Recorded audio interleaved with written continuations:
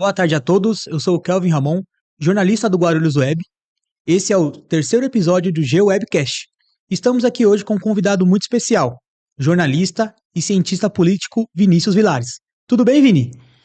Tudo bem, Kelvin? Obrigado pelo convite. Normalmente eu que estou aí desse lado da bancada, mas hoje estou aqui, vou ser entrevistado, falar um pouquinho sobre geopolítica, falar um pouquinho sobre esse cenário atual, tanto de conflitos, de política mesmo, de eleições, que vai acontecer muita coisa interessante nesse ano.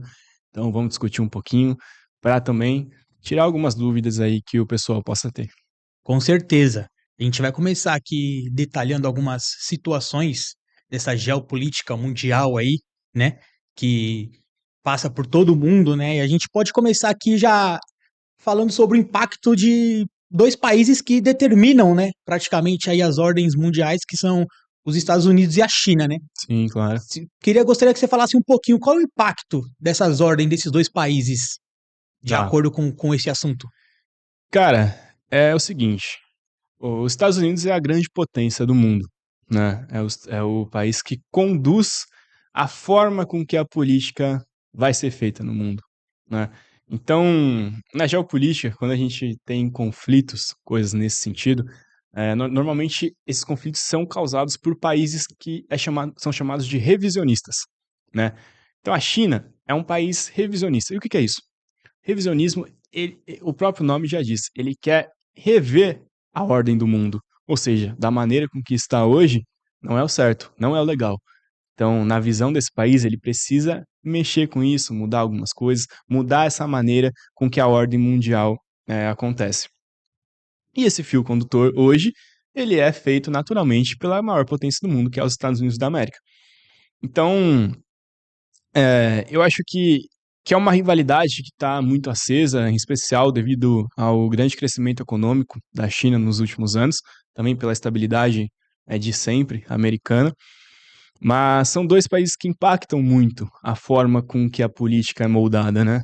A gente podemos dizer que temos países antagonistas, né? Então, os Estados Unidos liderando sempre essa parte do Ocidente, ditando como vão ser as coisas na Europa, até na América do Sul, obviamente na América do Norte também. E a gente tem a China também conduzindo muito dessa geopolítica, da política como um todo, da Ásia e de toda a região, né? Então, é óbvio, nós temos outras potências que atuam em conjunto, né?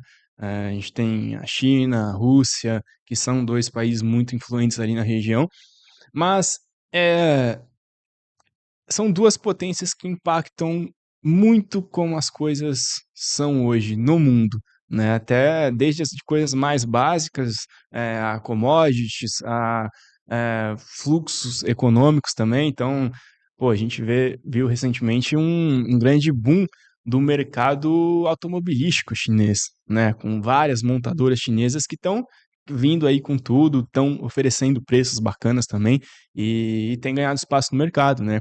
É algo que, inclusive, tem também irritado um pouco os americanos pela competitividade. Os carros chineses são muito mais baratos do que de outras montadoras. Então, são dois países que ditam muito de como as coisas acontecem hoje e são antagonistas, né? Então, é natural que se tenha eu não vou dizer um conflito, mas essa rivalidade, sim, entre os dois. E É, outra coisa também que é muito importante falar, que tem acendido um pouco esse conflito é a ameaça chinesa ao território de Taiwan, né? Porque os Estados Unidos ele tem um pacto com Taiwan de protegê-lo.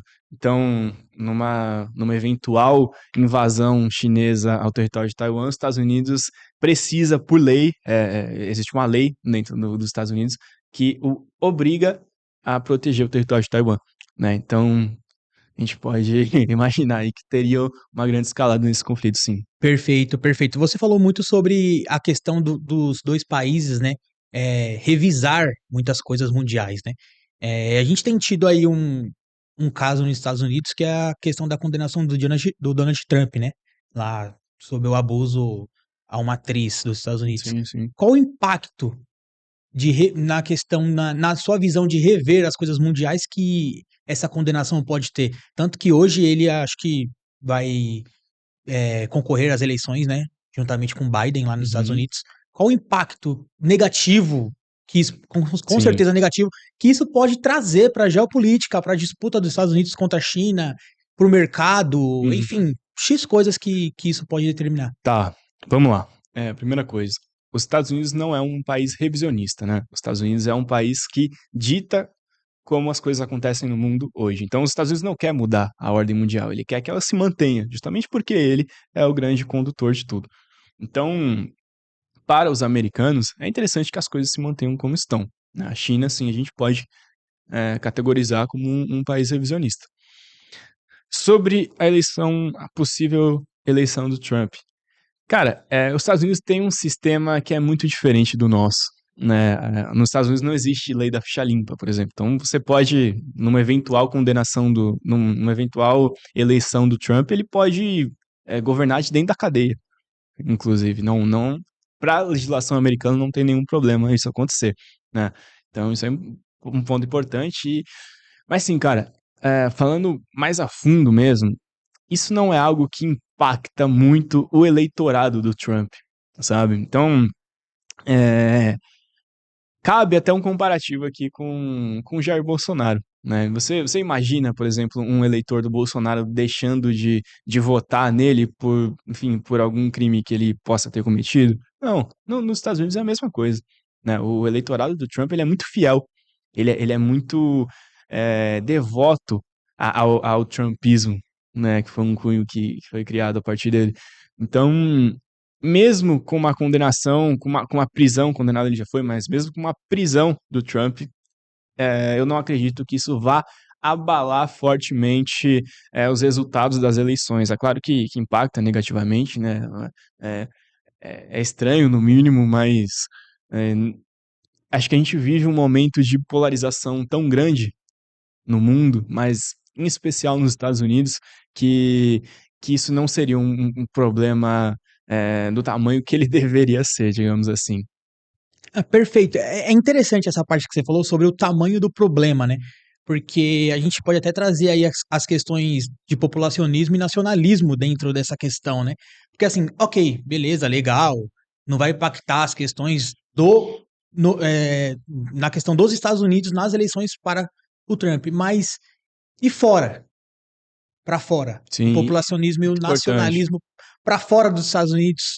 Vamos Sim, dizer, se o Trump for for eleito. eleito, Sim. qual Cara, seria isso? Como seria isso para o mundo? cara, isso é uma pergunta muito boa, é muito interessante, porque, veja bem, nós temos hoje o Joe Biden com uma política mais progressista, a gente pode é, enfim, mais democrata, né, conforme as diretrizes do partido dele. E a gente tem um antagonismo no Trump, né, um republicano convicto de carteirinha, que representa um aspecto ideológico completamente diferente. Cara, as eleições americanas são as mais importantes do mundo. Então, toda vez que tem eleição nos Estados Unidos, o mundo inteiro volta os olhos para lá, porque muitas das coisas que acontecem lá impactam em todos os países, cara. Todos os países. A grande parte dos países, principalmente aqui do Ocidente, tem algum pezinho ali com a economia dos Estados Unidos, com as decisões americanas. Então, é, com certeza é algo que vai impactar muito uma eleição do Trump ou uma reeleição do Joe Biden, né? É, agora, como? A gente podemos analisar, por exemplo, o Trump ele tem uma certa ligação, digamos assim, com o Putin que o Biden não tem, por exemplo, né? Então, como seria a guerra da Ucrânia num cenário onde o Trump é o presidente dos Estados Unidos, né? Porque é, hoje quem mantém a Ucrânia forte, conseguindo resistir aos ataques da Rússia, é os Estados Unidos, através de seus pacotes de ajuda, enfim, fornecimento de dinheiro, de arma, de tudo. Então, o Trump é um cara que ele tá querendo se isolar dos conflitos, né? Que seria algo tanto quanto inédito no cenário dos Estados Unidos. Então, o Trump é um cara que ele promete acabar com a guerra da Ucrânia e da Rússia em um dia. Vai fazer isso, mas ele promete, sabe? Então, impactaria diretamente em muitos cenários, né? Então, como ficaria a guerra de Israel com o Hamas, né? Numa eventual eleição do Trump? Porque tudo, você entende que tudo envolve os Estados Unidos em alguma medida, sabe? Como ficaria essas tensões entre China e Taiwan, como a eleição do Trump, né? Com essa tendência isolacionista que ele tem de querer deixar os Estados Unidos fora das coisas, ele costuma falar: essa guerra não é nossa, coisas nesse sentido, coisas que não fazem parte do pensamento político americano, sabe, em grande escala. Então, a gente está vendo um candidato que pode sim alterar o curso de muitas coisas, se ele realmente fizer as coisas que ele tem falado em campanha, mas eu acho que a geopolítica ela é muito mais complicada é, na prática, sabe? Então, tem muitas coisas que você não consegue fazer, sabe? Tem muitas coisas que, meu, você vai ascender ali a presidência, o pessoal vai falar, cara, não dá pra fazer isso, sabe? Sei que você tava falando na campanha, mas não dá, não tem como, tem coisa. A geopolítica ela vai muito além da ideologia. Isso é importante falar. Não existe essa discussão de esquerda e direita dentro da geopolítica. É algo muito mais amplo, com um conceito muito mais amplo, muito mais estratégico, né? Então, cara, o Biden tem sido muito criticado por conta da postura dele em relação às guerras, de diversas maneiras. Ele tem sido criticado, por exemplo, muitos americanos falam que ele não deveria ajudar tanto Israel como ele ajuda. A gente tem visto uma crescente aí nos protestos nas universidades, principalmente desse eleitorado mais jovem que acusa Israel de diversos crimes de guerra. A gente tem visto também muitos parlamentares, principalmente republicanos, criticando esses pacotes bilionários de ajuda à Ucrânia também. E então, cara, a gente vê que na teoria mudaria muita coisa sim, mudaria muita coisa sim, impactaria muito, mas a gente precisa ver o que vai ser feito mesmo e o que é campanha, né? Porque política a gente sabe como funciona. Nem sempre que a gente fala vai ser feito mesmo na prática. Perfeito. Foi legal, foi interessante até você também falar uma fala que você colocou aqui sobre a questão da geopolítica não ser algo que tem lado, né?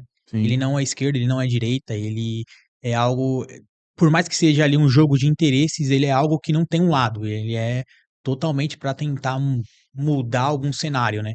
E aí eu trago uma pergunta para você, como que a comunidade internacional, né? Não sei se a gente pode colocar nós dentro dessa comunidade, a gente Sim, pode certeza. trabalhar para evitar cenários como esse de Hamas, Palestina, Ucrânia, enfim, Israel. Tá. Existem alguma forma da comunidade internacional com a geopolítica, já que Uhum. ela não tem um lado, né? Por mais que as pessoas tentem muito levar para um lado, algumas vão para cá, algumas vão para lá, Tá. existe alguma forma da comunidade internacional evitar tantas coisas que acontecem? Tá, vamos lá. Cara, é o seguinte, não sei se existe uma fórmula mágica, né? Porque política diz respeito muito ao diálogo, conversas, mas nem sempre aquela pessoa que está recebendo a mensagem, ela vai captar aquilo que você quer falar, né?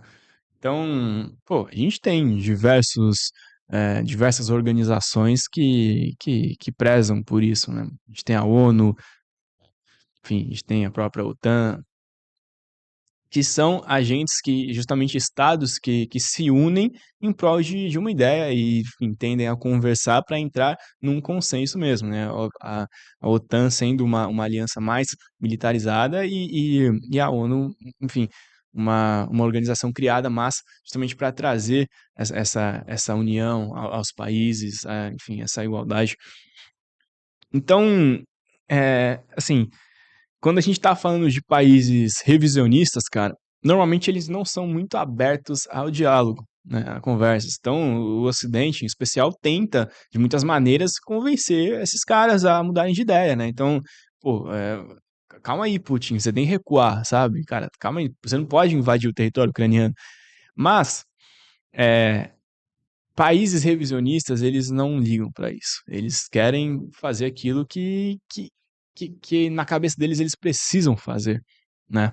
Então, em particular na guerra da Ucrânia, o Putin ele tem muito esse sentimento de trazer de volta o território da antiga União Soviética, sabe? No qual a Ucrânia fazia parte antigamente. Então, é muito uma questão de orgulho que nem mesmo 1 milhão de sanções que o Ocidente aplica na Rússia vão funcionar, sabe, cara? Porque esses países eles se blindam, né? Então, pô, beleza, os Estados Unidos aplicou sanções à Rússia, todos os países do Ocidente, da ONU, da OTAN aplicaram.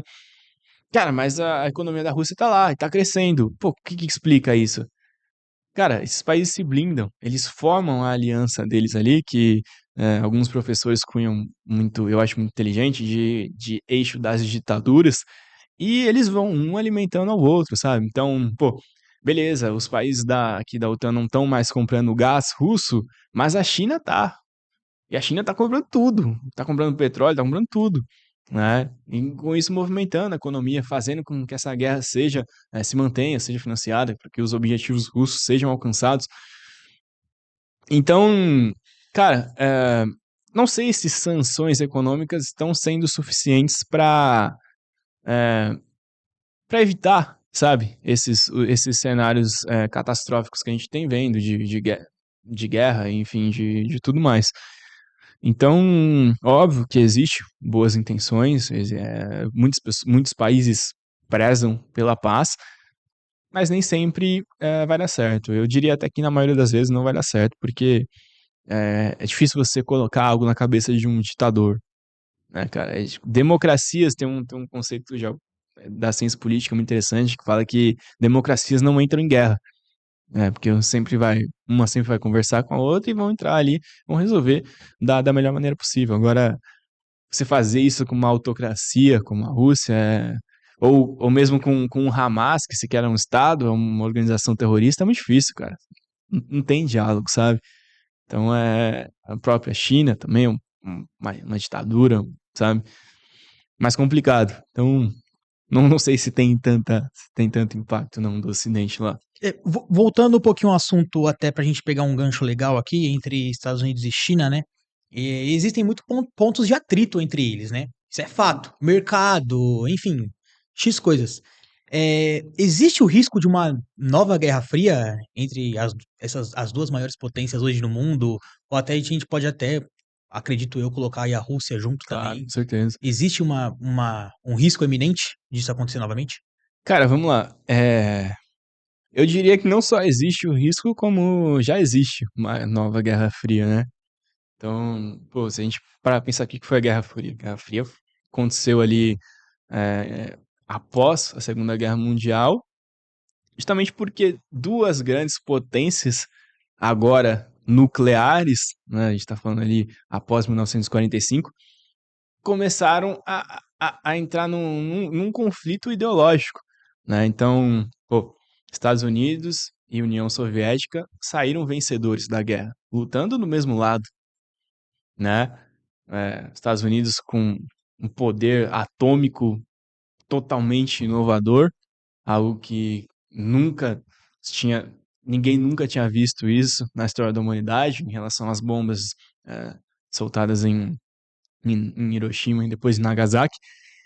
E a União Soviética olhou aquilo e falou, cara, eles são mais fortes do que eu, né?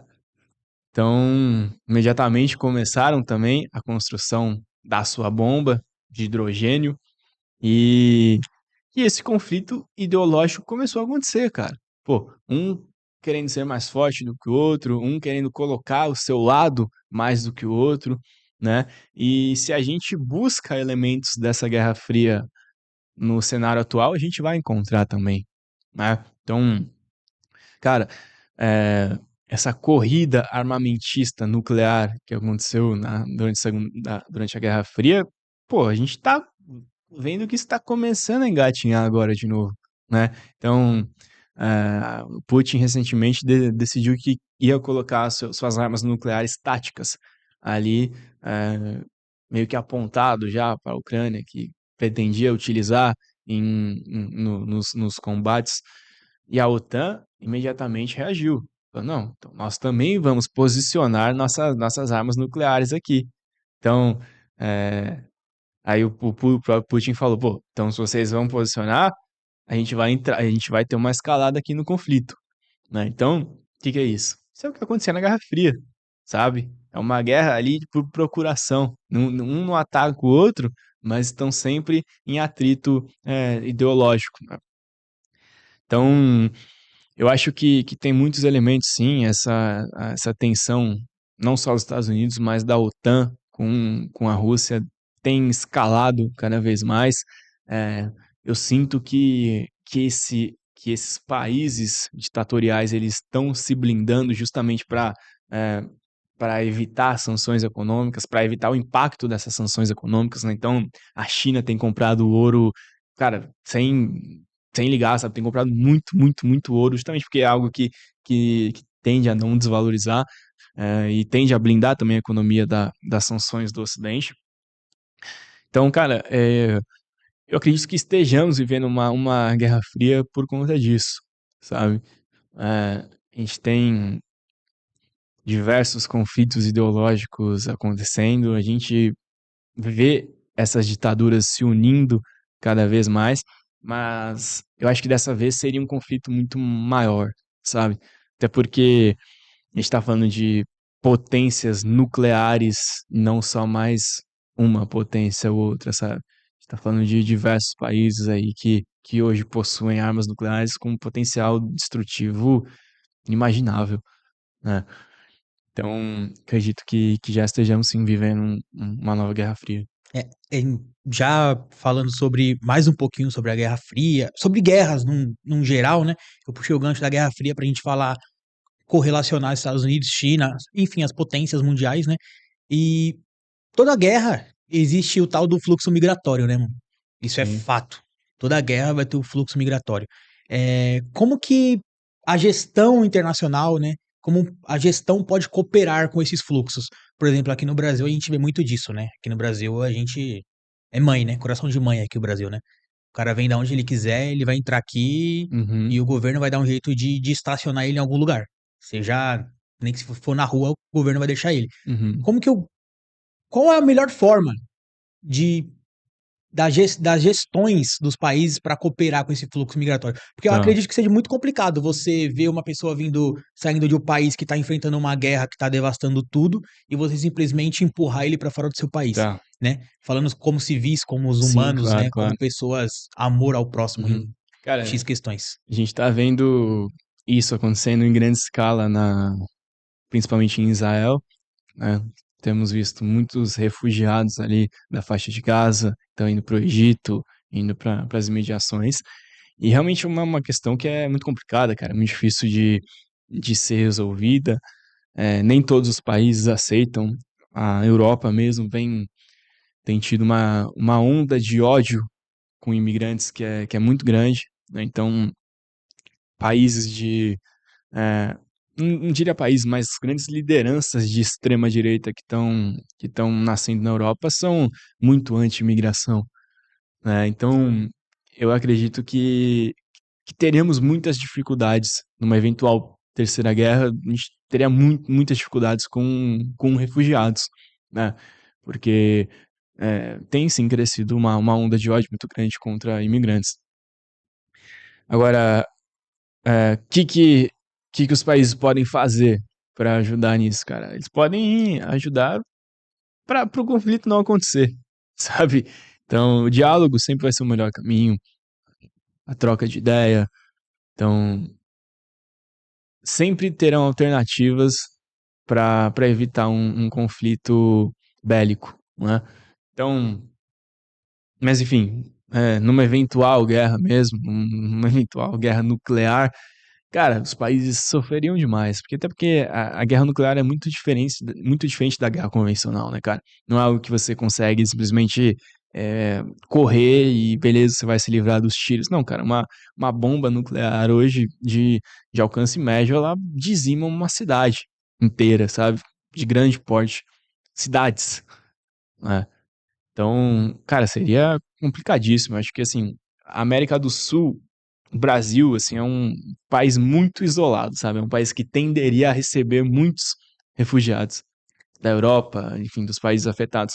Porque é geograficamente o país mais distante de qualquer conflito que possa acontecer, sabe? Não tem nenhum lugar aqui do mundo que você vai aqui, você vai demorar, sei lá, menos de 10 horas de voo, sabe? Então é um país que, entre aspas, seria seguro, é um país também que não tende a se envolver em conflitos. Eu não acho que o Brasil tomaria lados, tomaria partidos numa eventual terceira guerra também. Então, seria um país seguro, sim, para se refugiar. Agora, temos condições de receber refugiados, né? A gente está vendo aqui, pô, no próprio aeroporto de Guarulhos, quantos afegãos vêm para cá, né? E a dificuldade que o Brasil está tendo de alocar essas pessoas, né? Então, pô, o governo aqui de Guarulhos fez sua parte, criou abrigos, o governo do estado de São Paulo também fez sua parte, mas é muita gente, cara. É muita gente que chega, e são pessoas que chegam diariamente. E por que que eles vêm pro Brasil? Primeiro porque o Brasil concedeu o visto humanitário, mas também porque é um país muito isolado, é um país neutro, sabe? É um país que não vai entrar em guerra com ninguém.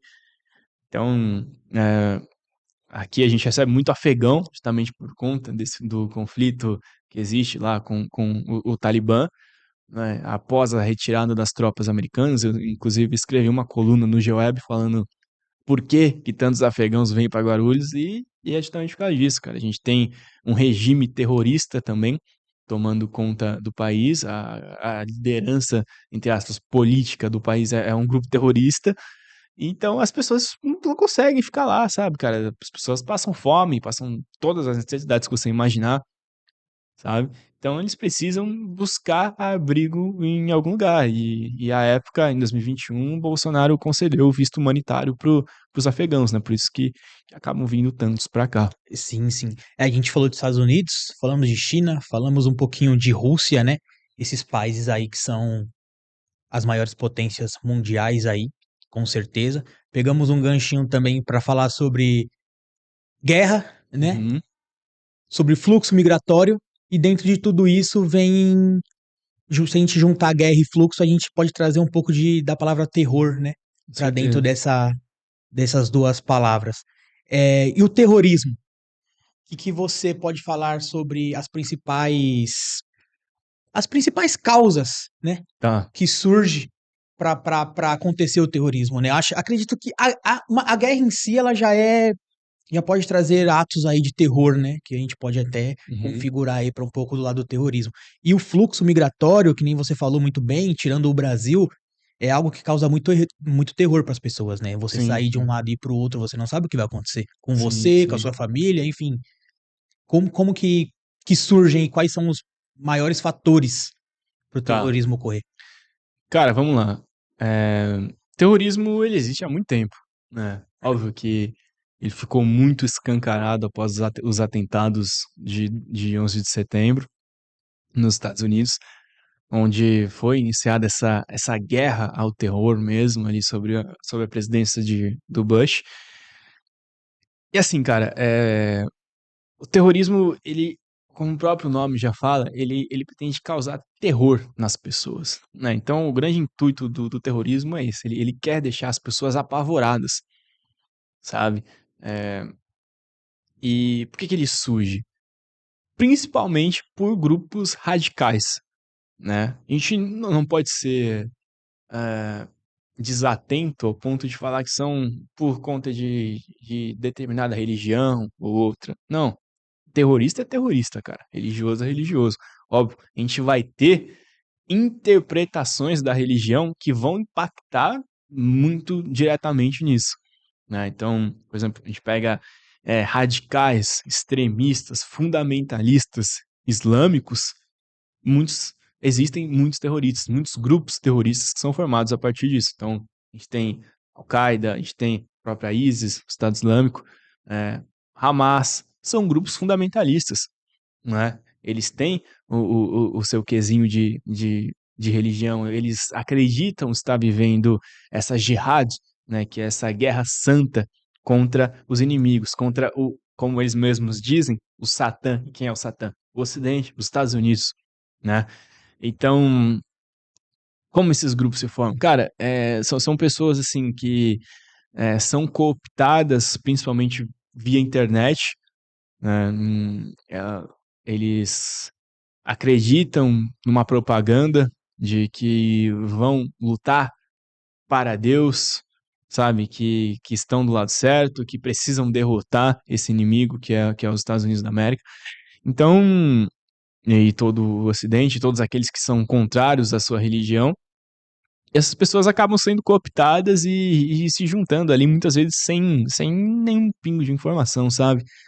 É, então, cara, o terrorismo ele tem acontecido muito em diversas partes do mundo, principalmente em potências, né? A gente vê atentados recentes na Rússia, por exemplo, do Estado Islâmico.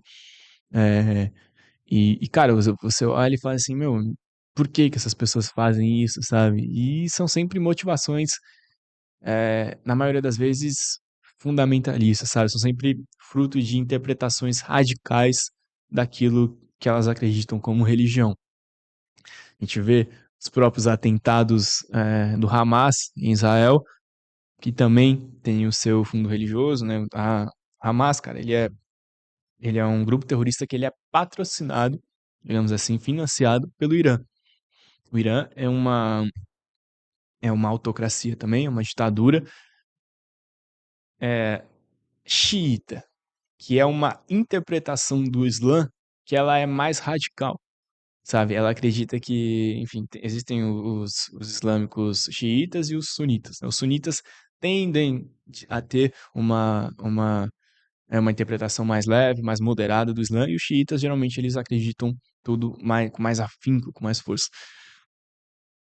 E grande parte desses grupos são financiados pelo Irã, sabe, cara? O Irã é um jeito que ele tem de atacar o seu inimigo, que é Israel, e, enfim, seus aliados, por proxies, né? Que são chamados de proxies. Então você não precisa se expor a você, Irã, ir lá e atacar um míssil em Israel. Você pode pedir para essas proxies atacarem para você, né? Então você financia o Hamas e o Hamas ataca Israel. Você financia os Houthis no Iêmen e eles atacam os seus inimigos. Você financia o Hezbollah e o Hezbollah ataca seu inimigo, sabe?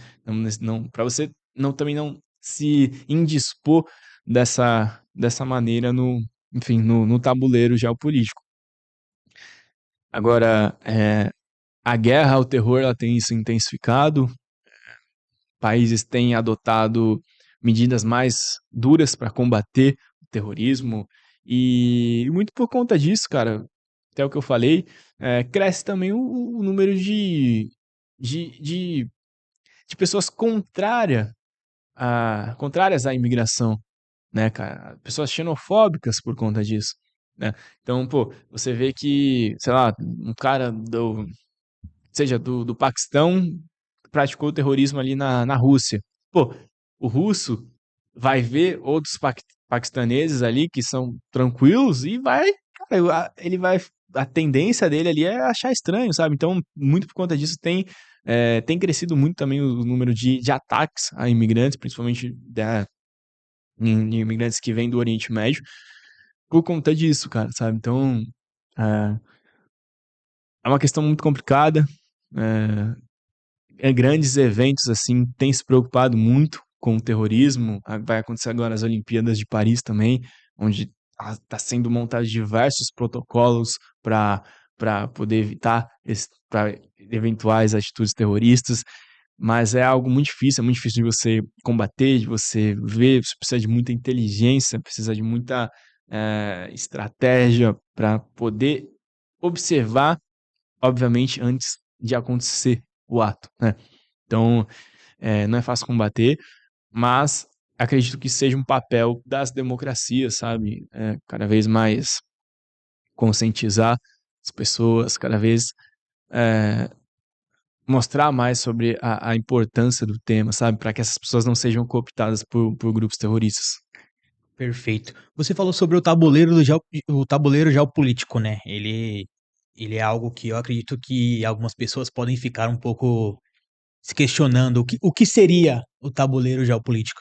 Você pode dar uma pequena explicação bem breve que, na verdade, até eu mesmo me Tá. peguei nessa palavra que você falou sobre tabuleiro geopolítico e se existe algum país, né, que tenha uma influência maior nos próximos anos dentro desse tabuleiro. Tá, vamos lá. Cara, tabuleiro geopolítico é uma expressão, né, pra gente falar um pouco sobre como a relação entre países funciona. Então, como eu falei no começo do episódio, não existe esquerda e direita na geopolítica, né? Tudo é diálogo, tudo é conversa, tudo é estratégia, tudo é a forma como você vai se posicionar, o que você vai fazer, o que você vai deixar de fazer, e tudo isso vai impactar, em alguma forma, a sua posição ali no mundo, né? Então, os Estados Unidos é um exemplo perfeito para a gente falar sobre isso sempre, porque os Estados Unidos é a grande potência do mundo. Então, é um país que sempre precisa mostrar força, mostrar influência. Por isso que qualquer presidente americano que abrace um discurso isolacionista, de que assim, não, cara, eu sou os Estados Unidos, mas eu não preciso, eu não preciso me envolver em outros conflitos. Não, cara, não é assim. Você é os Estados Unidos, você é a grande potência do mundo. É claro que você precisa se envolver, sabe? É claro que você precisa mostrar a sua opinião, mostrar como as coisas devem ser, mediar acordos de paz para a resolução dos conflitos, sabe? Então, esse tabuleiro geopolítico ele funciona muito com influência. O Brasil é um país que historicamente foi é um país que tende a abraçar esse diálogo, a tentar intermediar relações entre países conflituosos. E, e recentemente, por exemplo, após as declarações do Lula contra a Israel, né, que qual acusou eles de genocídio, ligou os próprios judeus ao nazismo, que é algo que não faz nem sentido, né? Visto que os judeus foram os alvos do nazismo. Mas enfim, isso foi algo que abalou muito a posição brasileira nesse cenário geopolítico, entende? Então, pô, o Brasil é um país que sempre foi intermediário, um país neutro. De repente, o Brasil tá alfinetando ali, não vou dizer atacando, mas alfinetando Israel, tá tomando mais partido, tá recebendo aplausos do Hamas, recebendo vídeos de agradecimento do Hamas. Pô, tem alguma coisa errada nisso, né? Então, e, e essas coisas chegam em outros países aliados, né? Então, pô, como que os Estados Unidos vê essa relação do Lula, essas falas do Lula? Como que a França vê? Como que a Alemanha vê? Sabe? Porque a geopolítica ela é muito do falar, cara. Ela é muito do discurso, daquilo como você vai se posicionar como país, como entidade. Pô, por exemplo, teve agora a cúpula da Suíça para mediar esse acordo de paz entre Rússia e Ucrânia, e o Brasil não assinou a resolução de paz. Pô, você olha para o Brasil nisso e fala assim, cara, será que o Brasil é um país neutro? Será que o Brasil é um país que está tomando lados? Sabe? Tudo isso vai abalando as posições. Enfim, voltando aos Estados Unidos. Os Estados Unidos é um país que ele precisa intervir nos conflitos, porque, primeiro, porque na geopolítica, se você não faz a manutenção do seu espaço, a tendência é que uma hora você perca ele, né? Então, é uma grande honra para os americanos ser esse país que é o mais influente do mundo, sabe? Ser esse país com um comércio tão aberto, com essa fama de ser um país que resolve conflitos, que media conflitos, sabe? Então, eu diria que a posição nesse tabuleiro geopolítico, ela é muito dada por isso, sabe, cara? Sobre como você se porta no mundo, como você é, decide olhar para eventuais conflitos, se você vai se envolver, se você não vai se envolver, se você vai se posicionar, se não vai. E eu diria que quanto mais isolacionista você é, mais para baixo desse tabuleiro você tá, sabe? Diria nessa classificação de influência mais para baixo, quanto mais neutro, sabe? Quanto menos você se envolve, quanto menos você quer falar, quanto menos você quer abraçar esse tipo de pauta, mais irrelevante você é também, digamos É, assim. digamos então que dentro desse tabuleiro existem posicionamentos. Com certeza. O Brasil, dentro desses posicionamentos, quais seriam os interesses geopolíticos do nosso país? Tá. Já que, por exemplo, você falou que o Lula se posicionou a favor, podemos se dizer assim, né, resumindo, a favor de Hamas, né? Tivemos até aplausos de Hamas. Não é É, a favor de Hamas, sim, mas sim. meio que ele ficou ali do lado de Hamas. Recebemos, e, que nem você falou, recebemos até aplausos, né, de Hamas. Então, assim, existe algum interesse nesse posicionamento, Tá. dentro desse tabuleiro, assim, do nosso país? Vamos lá. Cara, é o seguinte, eu acho que a gente pode colocar o Brasil como um país neutro nesse conflito. Não acho que dá pra gente classificar ele do lado do Hamas, sabe? Acho que seria um pouco injusto até. Mas faz falta, né, cara, um posicionamento, de repente, de um lado, de um posicionamento com mais afinco de um lado, sabe? O Brasil é um parceiro histórico de Israel. Israel é um Estado, né? Pô, então, se você vê ali que tem um Estado lutando contra uma organização terrorista, eu acho que é meio óbvio o lado que você tem que ficar, sabe? E aqui eu não tô falando que a gente precisa passar pano para todas as atitudes que Israel tem, porque Israel também tem seus erros dentro do conflito e esses erros têm sim que ser advertidos, sabe?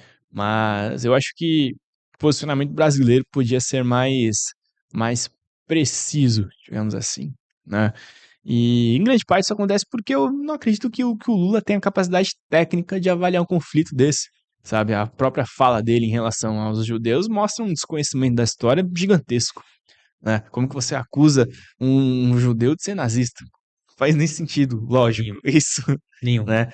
Então, cara, eu acho que o Brasil é um país que, assim, pra ser sincero, é muito irrelevante no cenário geopolítico, sabe? Não é um país que tem grande influência, até porque não é um país emergente, não é um país tão rico, assim. Então, pô, acho que podia se posicionar de outras maneiras, podíamos buscar alianças melhores, né? Porque o Brasil, nesse tabuleiro geopolítico, cara, é bagunçado. O Brasil é um país extremamente dependente da China, né? Muitas pessoas não sabem disso, mas, cara, uma maioria esmagadora da nossa economia gira em torno da China. A China é o grande comprador de alimentos do nosso agro aqui do Brasil, do minério de ferro, de soja. E aí você fala, cara, pô, beleza, numa eventual terceira guerra, a gente pode falar aí que Estados Unidos e China estariam em lados opostos, né? Então, quer dizer, a gente é muito dependente da China. A gente ficaria do lado da China, sabe? Ficaríamos do lado dessas ditaduras numa eventual terceira guerra? Como que funcionaria isso, né? Mas o que eu falei, a geopolítica vai muito além dessa discussão de esquerda e direita, né? Então, complicado, cara, mas é, assim, o Brasil, de modo geral, é um país muito irrelevante dentro da geopolítica, dentro da própria diplomacia também.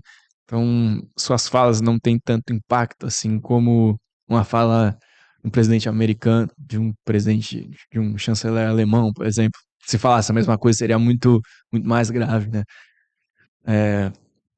Acho que a gente podia buscar ter mais influência, sabe? Podia buscar ser essa liderança dos países emergentes. Mas eu não acho que a gente está balanceando nossa economia da maneira correta, né? Pô, um princípio básico para qualquer pessoa que é do mercado, para qualquer pessoa que, enfim, que trabalha com economia, é a diversificação da sua renda, né? Então você tem compradores daqui, você tem investimentos aqui, aqui, aqui, aqui, aqui. O Brasil praticamente tem todos os seus investimentos aqui, que é com a China. Enfim, então eu acho isso meio complicado. E isso é algo que também mexe muito com a posição do Brasil nesse tabuleiro. Legal, legal.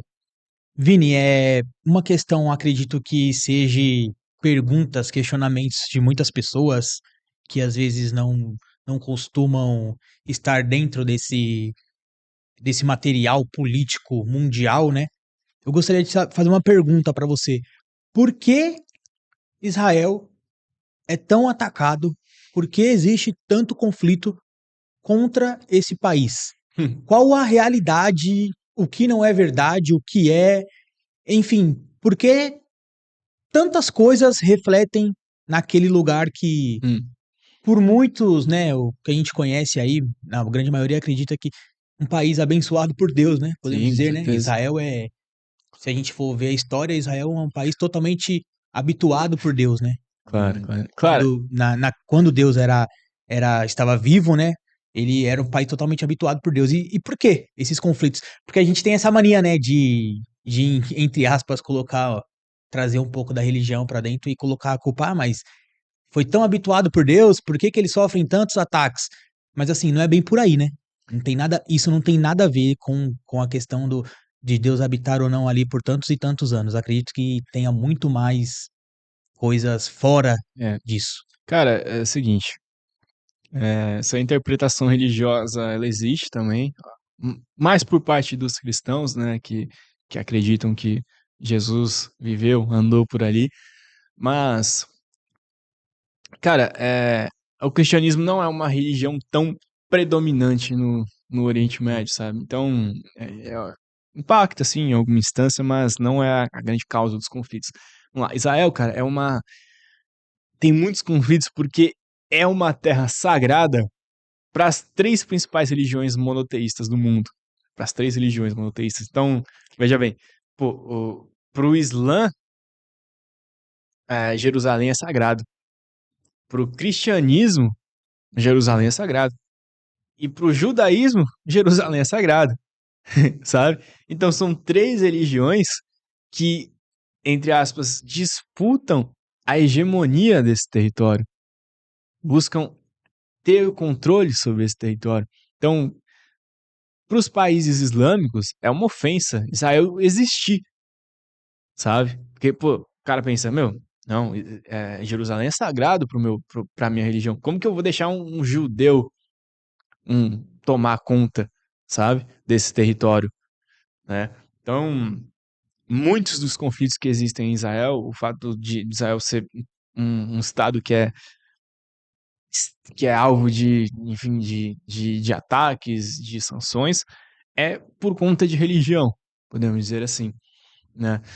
E mas é complicado, cara, é uma discussão que se estende muito, né? A gente muitos países também são contra a própria existência do Estado de Israel, né? Por conta dos conflitos históricos com os palestinos também. Muitas pessoas acreditam que os palestinos deveriam habitar aquele território e não os judeus, né? Inclusive, o território de Israel, antigamente, antes de 1948, se chamava Palestina, né? Israel, ele nasce ali após a Segunda Guerra também, enfim, a Inglaterra media tudo, traz esses judeus para o território e, enfim, por consequência, os palestinos eles começam aí cada vez mais para o lado, dando espaço ali para os judeus, que depois vão vir a formar esse Estado de Israel. Então, eu acho que as grandes causas desses conflitos são principalmente os países islâmicos serem contra a existência de Israel, serem contra um país predominantemente judeu controlar o território de Jerusalém, e também porque muitos países acreditam que os verdadeiros detentores do território deveriam ser os palestinos e não os israelenses, né? E aí a gente é,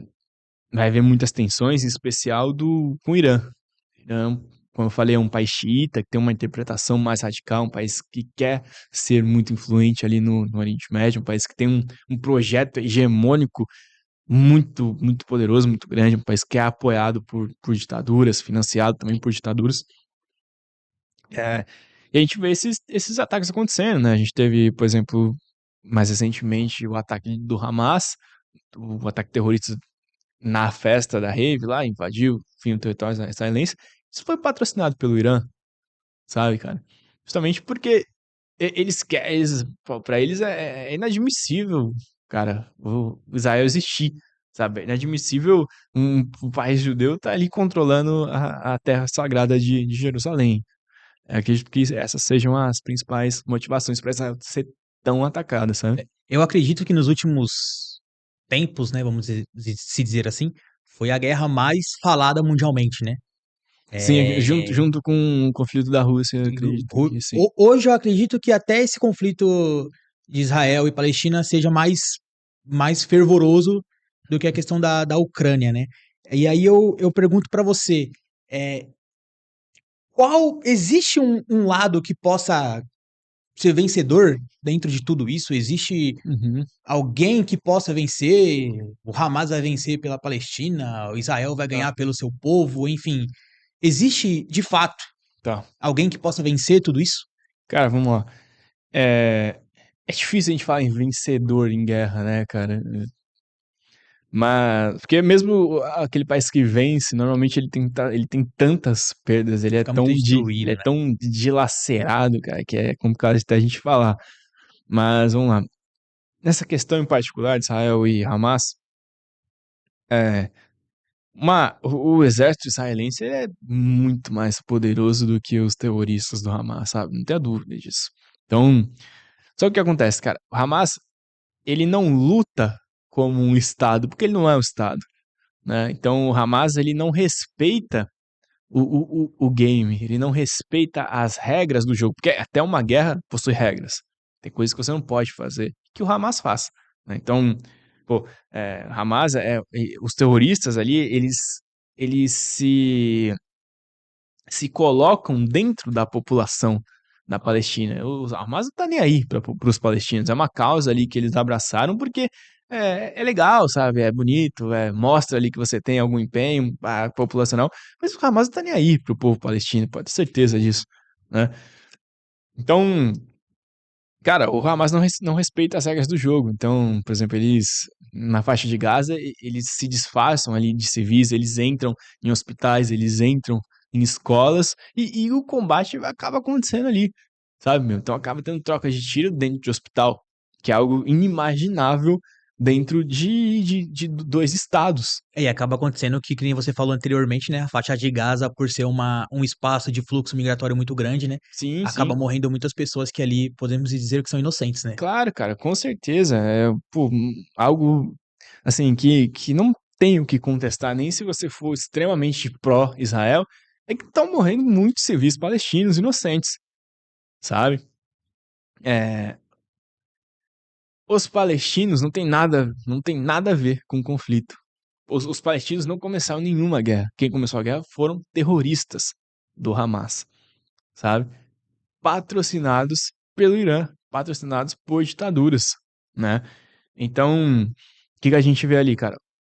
Israel foi atacada, e aí entra aquilo que eu te falei da posição no tabuleiro geopolítico. Pô, Israel foi atacada. Você precisa revidar. Você não pode ser atacado e ficar quieto, porque isso mostra fraqueza, cara. E geopolítica é muito sobre você mostrar, né? Então a gente foi atacado, peraí, a gente vai retalhar, a gente vai invadir.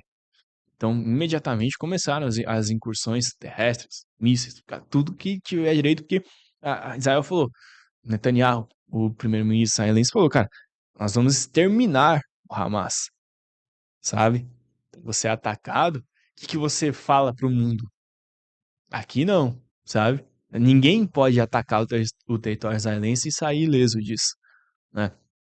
Então, o exército de Israel ele é muito poderoso, ele é muito forte, ele é muito inteligente. Israel tem mecanismos de defesa e de ataque que são fantásticos, inovadores pra caramba. Então, é um país que tem tudo para vencer esse conflito, diria que nos próximos tempos aí, tá? Agora, como eu falei, é muito complicado você lutar contra algo que não é um país, né? Então, beleza. Como que você vai saber que você acabou com um grupo terrorista? Que você aniquilou todos eles ali da faixa de Gaza? Será que isso vai acabar com um grupo terrorista? Porque, cara, te falar, os verdadeiros líderes do Hamas não estão ali, cara. Eles estão na Arábia, sabe? Eles estão na Arábia Saudita, eles estão no, em Dubai. Eles não estão ali, cara. Porque esses caras não querem lutar, esses caras é, eles vivem um extremismo e isso só mostra o quão não aí eles estão pro povo palestino, sabe? Então, difícil a gente falar num final. Pô, beleza, eu acho que daqui a um tempo vai ter tanta incursão terrestre ali cara, você vai acabar abafando de fato esses terroristas, você vai aniquilar esses terroristas ali da região da faixa de Gaza, mas e depois, cara? Sabe? Quem que vai cuidar do território da faixa de Gaza? né? Porque quem vai ascender ali como uma nova liderança política, né? Porque os palestinos não querem também que Israel tome conta da faixa de Gaza, né? Eles não querem que o governo israelense intervenha ali também. Então, pô, o que você vai fazer? Você vai convocar eleições? Você vai deixar na mão de alguma milícia, de algum grupo terrorista? O que você vai fazer? Né? Então a guerra tem esse problema também do pós. Né? Muitas pessoas pensam assim, pô, beleza, a gente vai aqui. Isso aconteceu muito na Segunda Guerra Mundial. Beleza, a gente vai pegar aqui, vai destruir todos esses caras. Aí depois, o que a gente vai fazer com esse território? Sabe, cara? Então, a guerra tem muito disso, mas, enfim, objetivamente falando, eu acho que o Israel tende a acabar com a guerra nos próximos tempos, até porque tem muito dinheiro, tem muito mais dinheiro, é muito bem financiado por outros países. Muito bom, muito bom. Só pegando um ganchinho de guerra, vamos falar só bem rapidinho. É, existe algum fator de relação igualitário entre a guerra de Israel e a guerra de Rússia e Ucrânia? Cara, eu acho que assim, a gente pode, numa escala bem grande, assim, a gente consegue encaixar em algum cenário assim. Porque, vamos lá. Primeira coisa que a gente tem que diferenciar aqui: a guerra entre Rússia e Ucrânia é uma guerra por território Territorial.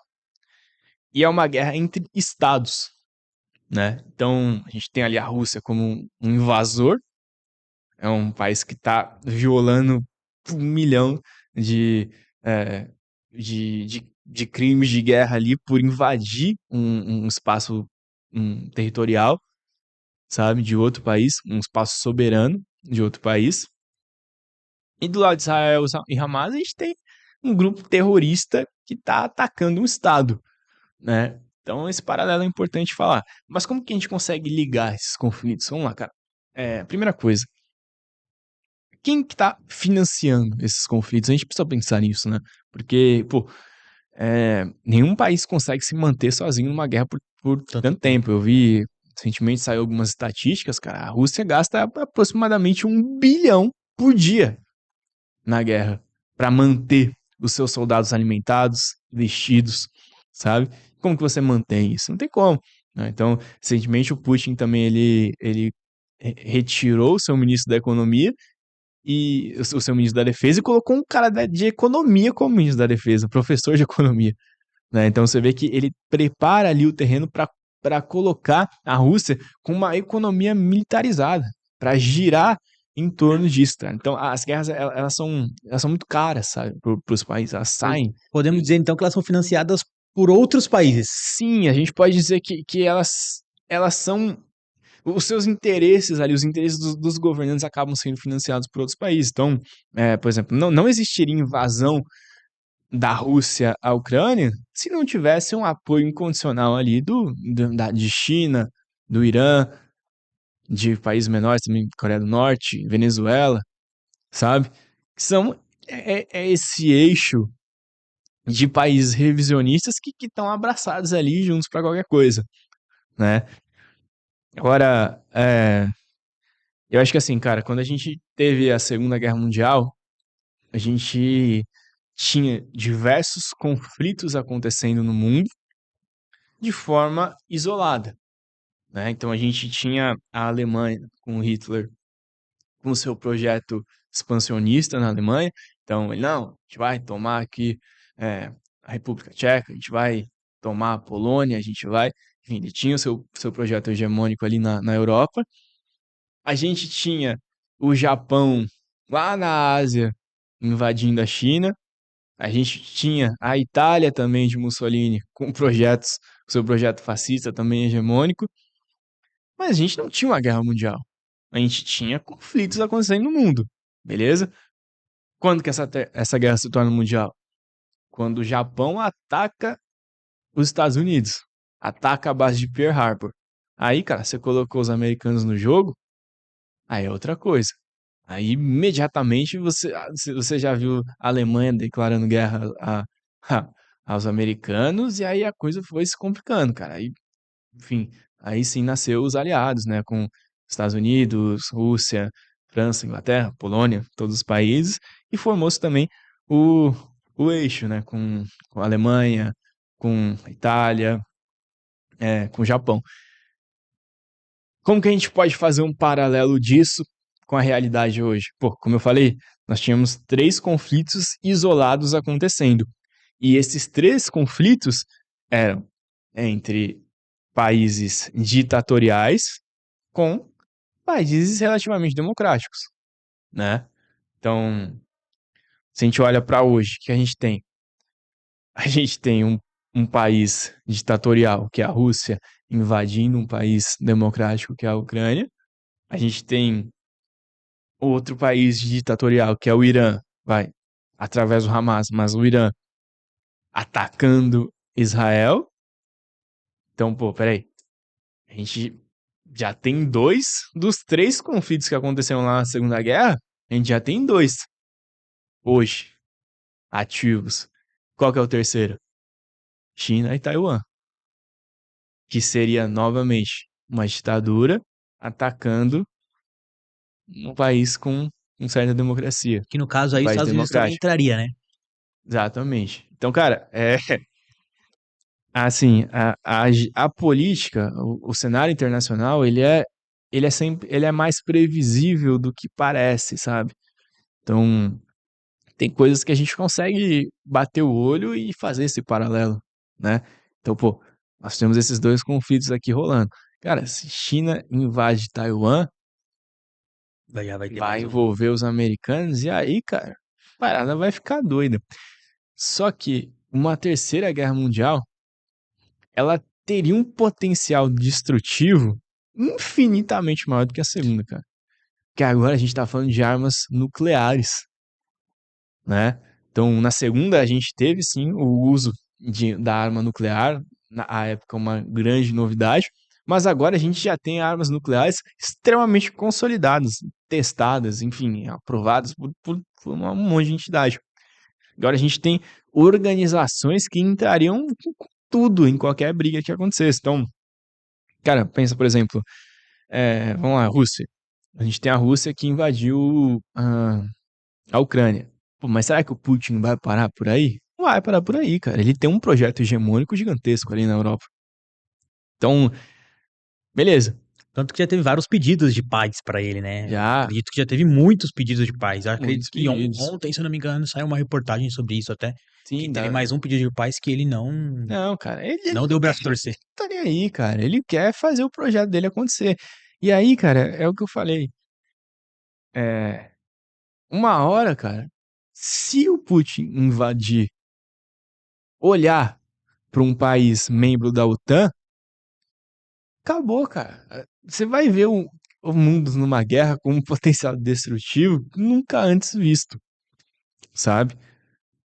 Porque a partir do momento que um país da OTAN ele é atacado, o artigo 5º da OTAN ele vai entrar em vigor. E esse artigo 5º diz que qualquer país atacado pela OTAN será defendido por todos os outros. Então, se a Finlândia for atacada, mais 50 países vão atacar o país que atacou a Sim, Finlândia e, cara, vai virar uma bola de neve. Só que, se a Rússia, a China for atacado, esses países também estão unidos, cara. Esse eixo também está unido. Então a gente vai ver Rússia, que tem um potencial nuclear gigantesco no front. A gente vai ter a China com um baita exército também. A gente vai ver o Irã com drones, com mísseis novíssimos. A gente vai ver a Coreia do Norte, que estima-se que tenha o maior arsenal de munição do mundo. Tudo junto. Venezuela, aqui na América do Sul, sabe? Contra a OTAN. Então, uma possível terceira guerra que eu vejo vai ser isso, cara. Serão esses países revisionistas contra o Ocidente. Novamente, ditaduras contra democracias. O conflito sempre vai ser esse. perfeito. Lá atrás, um pouquinho no começo da nossa conversa, a gente falou um pouco sobre a posição do Brasil, né? Referente a Israel, referente a Hamas, Palestina, enfim. E acredito que muito do que o líder político do país fala é aquilo que a gente acredita ser uma um posicionamento do país, né? Eu Sim, acredito claro. que quando o Lula falou e defendeu, entre aspas, algumas atitudes do Hamas aí, que a gente foi até aplaudido, acreditamos que muito do posicionamento geopolítico do nosso país é de acordo com o Hamas. E dentro da guerra entre Rússia e Ucrânia, já existiu algum posicionamento brasileiro sobre isso? Tá, vamos lá. Cara, é o seguinte, é complicado, primeiramente, a gente colocar o Brasil do lado do Hamas, sabe? É claro que a gente vê algumas atitudes não tão interessantes, não tão legais Eu falei assim. mais isso porque foi até o que eu falei, né? Acredito que como líder Uhum, claro, do pesa estado, muito, cara, pesa muito, pesa pô, muito. pesa muito, muito, real, É, eu, né? eu, eu classifico isso muito mais, como eu falei, cara, como ignorância, sabe? Eu acho que o Lula, ele não tem um conhecimento histórico profundo, é possivelmente mal assessorado pra falar uma atrocidade dessa, né? Ou simplesmente não ouve aquilo que sua assessoria passa. Tem essa possibilidade Sim, também. sim, sim, sim. Mas é algo incabível, um pronunciamento incabível, assim, enfim, dado o cenário do mundo, né? Então, eu acho que, assim, na guerra de Israel e Hamas, o Brasil, historicamente, seria alinhado a Israel, sabe? Até porque, cara, é óbvio, Israel é um Estado, sabe, meu? Hamas é um grupo terrorista, não tem como você ficar do lado do grupo terrorista. Você pode, sim, se colocar como um país neutro, que é a posição histórica do Brasil enfim, diversas situações. Mas, cara, contra um grupo terrorista, você vai se colocar neutro? Não acho que é assim que funcionam as coisas, sabe? Não tem como você se colocar neutro num conflito desse. Então acho que, como eu falei, o Brasil podia ser mais forte nesse posicionamento, podia, enfim, beleza, quer condenar ações exageradas de Israel, não tem problema algum, sabe? Outras potências também fizeram isso. O próprio Estados Unidos fez isso. Mas não sei se é o correto você é, tomar um partido tão fortemente como é, o Brasil está fazendo, sabe? Ou não tomar um partido tão fortemente assim. Agora, em relação à guerra da Ucrânia, é, o Brasil está se colocando como um país neutro, né? O Brasil tem relações com a Rússia, o Brasil tem sido atacado, entre aspas, assim, pelo Zelensky. O Brasil não é um país tão afetuoso com a Ucrânia também, como muitos outros países são. Inclusive, tem sido alvo de críticas do próprio presidente da Ucrânia, que, enfim, então é complicado, cara. O Brasil, ele tem um posicionamento ali que é sempre muito estratégico, sabe? Mas às vezes eu acho que ele também é meio improvisado, sabe? Eu não sei se, por exemplo, a não assinatura do acordo de paz agora, sabe? O que o Brasil quis dizer com isso, não assinando esse acordo de paz, né? Eu acho que a Ucrânia é o país invadido, eu acho que a Ucrânia estava quieta, não deveria ter sido invadida, e foi, cara, e foi invadida por um ditador. Então eu acredito é, que a postura correta seria ficarmos mais pró-Ucrânia ou neutro com certas advertências à Rússia, sabe? O Brasil não é um país capaz de aplicar sanções econômicas na Rússia, sabe? Isso não vai fazer, enfim, vai fazer nada na Rússia. A gente é muito mais dependente dele do Do que que eles de são de nós. nós. Então, por exemplo, a gente compra muito esqueci o nome do material, mas enfim, tem um produto que é muito importante que a gente compra da Rússia que é importantíssimo também. E sabe, eles podem comprar de qualquer pessoa, sabe? Se não comprar soja do Brasil, vai comprar de qualquer outro país que vem. Mas o posicionamento do Brasil é, tem sido um posicionamento crítico ao Zelensky. Não vou dizer pró-Rússia, mas tem sido crítico ao Zelensky, a da Ucrânia, Ótimo, sobretudo. muito bom de verdade. Vinícius, estamos chegando ao fim de mais um episódio aí do GeoWebcast. Eu quero te agradecer muito pela sua presença, viu? Foi muito bom, um papo muito produtivo, muito interessante, né? Eu acredito que muitas coisas que que a gente tenha falado aqui pode ser que fossem dúvidas de muitas pessoas e acredito que muitas delas irão tirar as suas dúvidas decorrente às suas respostas. Vini, se você quiser deixar alguma dica, algum questionamento, até alguma resposta para os nossos telespectadores sobre a importância, né, do conhecimento da geopolítica, Sim, sim. a geopolítica pode trazer de importância, de conhecimento até para uma discussão ou para um, sei lá, enfim, trabalho de faculdade que acredito seja um assunto muito interessante. Se você quiser falar um Tá. pouquinho aí, só para a gente encerrar nosso bate-papo. Uhum. Cara, é o seguinte, eu acho que é fundamental nesse mundo a gente ter um conhecimento das relações internacionais, a gente entender os conflitos que acontecem no mundo, como funcionam as dinâmicas do mundo. Então, é, é essencial ter um conhecimento, nem que seja básico.